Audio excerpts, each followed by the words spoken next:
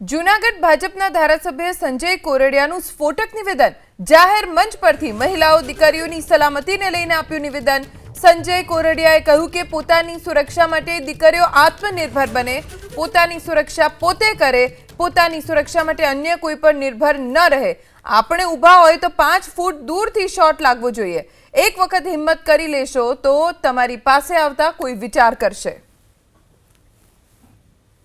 આપણે ઊભા હોય તો 5 ફૂટ પછી કોઈ આવે ને તો એને શોટ લાગે ને એવો શોટ લાગવો જોઈએ। એવી તાકાત દીકરીઓની હોવી જોઈએ। એક દીકરીઓની 5 ફૂટથી આગળ ન કોઈ આવી શકે, એટલું તો ડિસ્ટન્સ રાખે જ દીકરી પાસે કોઈ ઉભો રહે તો। અને બહાર નીકળીને આપણે ગમે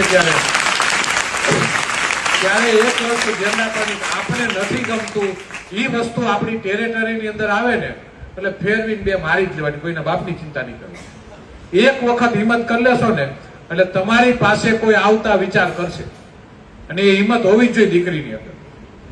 કોઈ કઈ નથી કરવાનું, એક વખત હિંમત કરી લેજો। તમને કોઈ હેરાન કરતું હોય કોઈને કહેવાની જરૂર નથી, ઉપર આવીને બે માર લેવાની, ગમે એ ચોક હોય તે, બાકીની જવાબદારી મારી।